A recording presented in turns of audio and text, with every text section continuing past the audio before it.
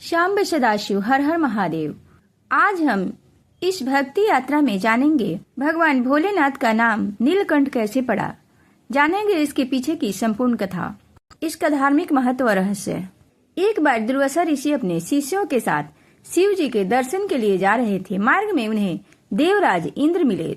इंद्र ने दुर्वासा ऋषि और उनके शिष्यों को विनम्रता पूर्वक प्रणाम किया। तब दुर्वासा ने इंद्र को आशीर्वाद देकर भगवान विष्णु का परिजात पुष्प प्रदान किया। इंद्रासन के गर्भ में चूर इंद्र ने उस पुष्प को अपने एरावत हाथी के मस्तक पर रख दिया। उस पुष्प का स्पर्श होते ही एरावत सहसा भगवान विष्णु के समान तेजस्वी हो गया।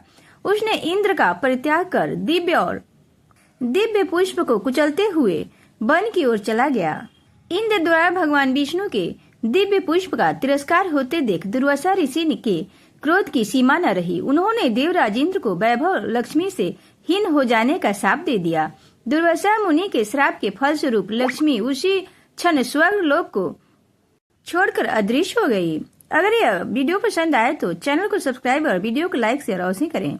लक्ष्मी के चले जाने से इंद्र आदि देवता निर्बल और धनहीन हो गए। उनका वैभव लुप्त हो गया। इंद्र को बलहीन जानकर दैत्यों ने स्वर्ग पर आक्रमण कर दिया और देवगण को पराजित करके स्वर्ग के राज पर अपना चरम पहरा दिया। तब इंद्र देवगुरु बृहस्पति और अन्य देवताओं के साथ ब्रह्मा जी की सभा में उपस्थित हुए। तब ब्रह्मा जी बोले, देवेंद्र, भगवान विष्णु के भोग रूपी फूल का अपमान करके तुमने अच्छा नहीं किया। फूल का अपमान करने के कारण रुष्ट होकर भगवती लक्ष्मी तुम्हारे पास से चली गई है। उन्हें पुनः प्रसन्न करने के लिए तुम भगवान नारायण की कृपा दृष्टि प्राप्त करो। उनके आशीर्वाद से तुम्हें खोया वैभव पुनः मिल जाएगा।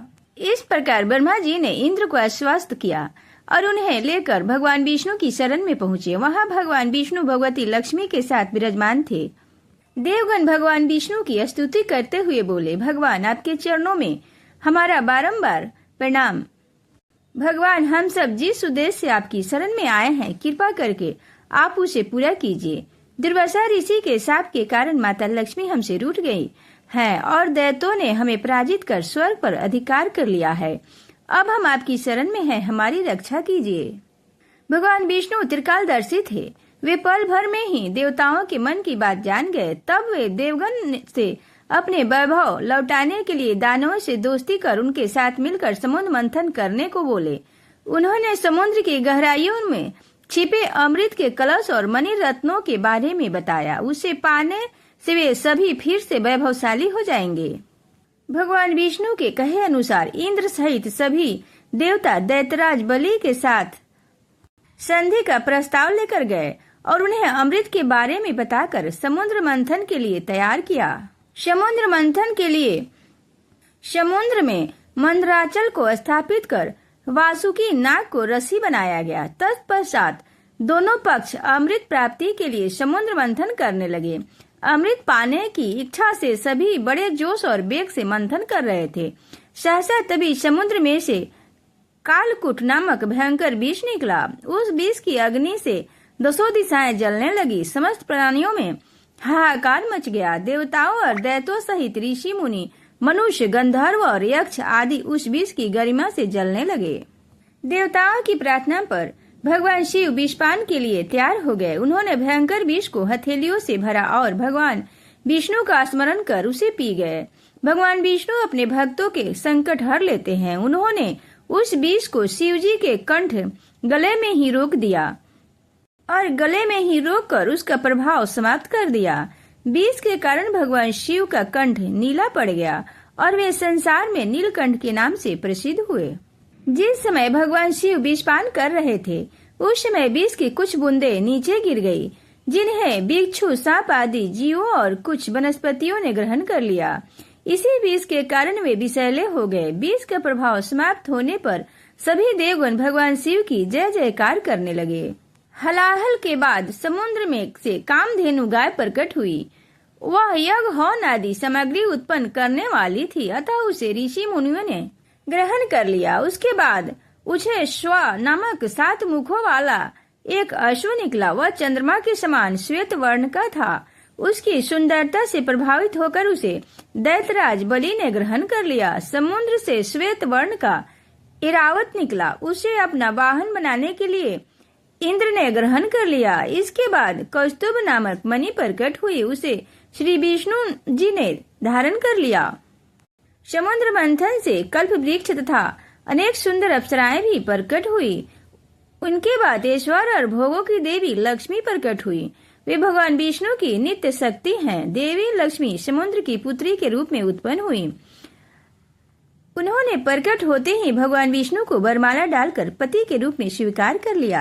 अंत में समुद्र से एक दिव्य पुरुष प्रकट हुए। दिव्य वस्त्र आभूषण से सुशोभित वे दिव्य पुरुष श्री विष्णु के अंशावतार और आयुर्वेद के प्रवर्तक वैद्य धन्वंतरी थे। उनके हाथों में अमृत से भरा कलश था। उन्हें देखकर दैत्यों ने समुद्र मंथन छोड़कर उनसे अमृत का कलश छीन लिया। तब भगवान विष्णु ने मोहिनी अवतार धारण करके देवताओं को अमृत पान करवाया। इस प्रकार सभी देवता वैभव से संपन्न होने के साथ साथ अमृत पान का लाभ लिया। अमृत पान कर अमर भी हो गए। भगवान शिव को नीलकंठ नाम समुद्र मंथन से उत्पन्न हुए हलाहल नामक विष को अपने कंठ में धारण करने के कारण पड़ा, जिससे उनका गला नीला पड़ गया था। वह विष पूरी सृष्टि के लिए खतरनाक था, इसलिए शिव जी ने संसार की रक्षा के लिए उसे पी लिया और अपने गले में रोक लिया। विष के प्रभाव से भगवान शिव का गला नीला पड़ गया। इसी कारण उन्हें नीलकंठ कहा जाने लगा, जिसका अर्थ है नीले गले वाला।